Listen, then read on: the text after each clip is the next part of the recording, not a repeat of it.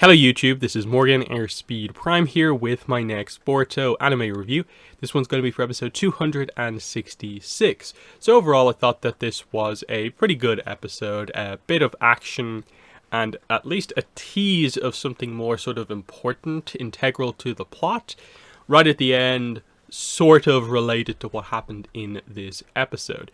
It does make you wonder how exactly they're going to kind of tie it all together necessarily, but like I said, the overall episode I thought was decent. They've been doing what they've been doing for the last couple of episodes, and that is sort of choosing one or two of the classmates of Himawari and Kawaki to give a little bit more development to, while allowing Himawari or Kawaki or both of them to have an important role as, one of the main characters, and give them development. And so in this episode, it is more Himawari focused, which was good, and then they decided to focus on Osuka and Neon, more on Osuka, who otherwise has sort of been the kind of mean girl in class, jealous of Kei and a little bit of Himawari.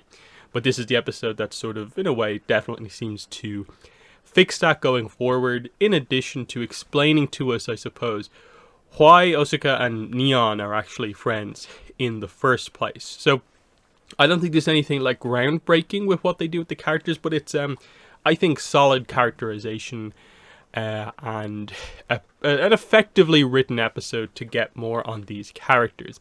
Most people coming out of this episode are probably going to be focused on the fact that Himawari, I suppose to a degree, got one of her first kind of proper fights in the series, and did pretty well. I think they probably made the right choice for her to be sort of competent, kind of feel like she kind of got the kind of final blow, but the guy be kind of tougher than expected. But it wasn't that she was then kind of defeated as such. It was just that she was then in danger. I like that they're sort of acknowledging that she still is quite young, but the episode really, I think, commits to the idea that she is very, very skilled and is going to be incredible if she commits to the kind of path of a shinobi going forward. So that was, I think, really strong on her behalf. And then I like the moment from Kawaki towards the end of the episode where he kind of just points out that hey, Himawari, you just have this really good way of kind of bringing people together into line, which I think is really good to see, that she's basically very quickly forming friendships with everyone in the class, and I think everyone is coming to like her overall. So it'll be interesting to see what more they do with Himawari over the course of this, especially if you link it into a kind of surprising Himawari appearance in one of the most recent manga chapter. It feels like an arc like this could really help that scene when they eventually get to it in the anime. So otherwise the plot of this episode was basically a few things get kind of moved around in terms of Neon's mother comes to collect her. They immediately bring up the dynamic of Neon's parents are there for her, but Osuka doesn't get to see her parents all that much. They focus mainly on the mothers in this case, because that is what the connection is between Neon and Osuka, is that their mothers are actually friends. That's why they have a connection. But Osuka wants to walk home by herself. Himawari sort of joins her. They get kidnapped by what seems like sort of just random thugs at the start. They're being held ransom. The idea was just that they capture Osuka because she has the movie star parents. But then they realize that, hey, we have the Hokage's daughter. That's another thing that we can do as well. There's a small subplot here of just Kawaki, Kei, and Kei's butler working to find where Himawari is. As they go to Osuka's house, they find the ransom note, they go to Neon's house, and that's sort of what solves this kind of overall. It's basically that Neon reveals that she has this sort of special drone thing that can actually seek out Osuka, and then they kind of reveal that both of their mothers actually worked quite hard to make this kind of new technology sort of possible. So kind of highlighting that the care for their daughters here, and the action happens obviously, but in a way, Kawaki comes in and sort of like rescues them at the end, but they did most of the rescuing like themselves. I thought they did a good job of kind of both when they kind of break out of the ropes that they're tied up in. Himawari has her fight, but Asuka like kind of trips up the other two guys. There's a minor again subplot in the episode that Himawari is able to see that the other two guys with the leader aren't entirely committed and don't really seem like kind of bad guys as such. That they quickly become very cautious, not really invested in the whole like we've kidnapped children. We don't really want this to be the case. We don't want to hurt anyone.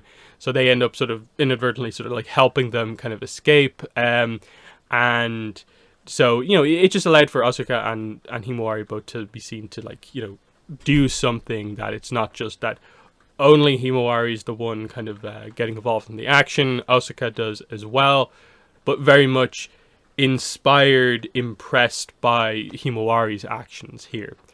We do get Kawaki versus the leader guy, but Kawaki is much more powerful than this guy, who seems to have like okay fire style, but it's not much of a fight. Kawaki doesn't even use any jutsu. He literally just brushes off the guy's fire style and punches him, and that's the end of it. The sort of emotional resolution to the episode is that they reveal that the whole idea of like, okay, her mother is a movie star as well. She's busy on set at the moment. That's why she's not around currently. But they also set up that Asuka seems to have a bit of an issue more recently with her mother, which when they meet up, we obviously get the emotional thing of like, oh, you're here, you were on set, and the whole idea of like, a mother's always going to be there for their daughter. Asuka reveals that I'm I'm annoyed because you threw out something that was precious to me, and you're like, wait, what? And they eventually come back around to it and explain that, oh, you threw out the pudding that I really wanted to eat. And the reveal is actually that, hey, it was like hugely out of date overall. You would have been sick if you ate it. So her issues with her mother were these kind of relatively minor things, and it just sort of gets resolved with the idea of like, oh, my mother does care about me. They're going to go out for pudding. Everyone's on better terms. But I think the properly interesting part of the episode is as the leader guy is being taken off, he's talking about how I wasn't told that there'd be someone like as strong as him involved in this issue. And then you cut up into the tree, and there's another conspirator here in the kidnapping, who seems to be the overall leader, who is looking in at Kei, not Asuka.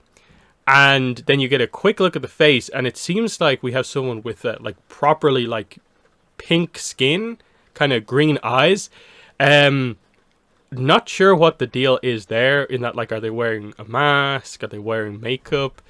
Because otherwise, like, what on earth is actually happening here? Like, we don't have many examples of like characters that kind of seem to look like that. I'm guessing the reveal won't be anything super substantial, but it's interesting because they're finally they're finally getting back into the whole plot of Kei is the one who people are expecting some sort of a kidnapping or assassination attempt against. So this episode kind of was a bit of a interesting one in that it was actually Asuka who was targeted, but now it seems like Kei is going to be targeted.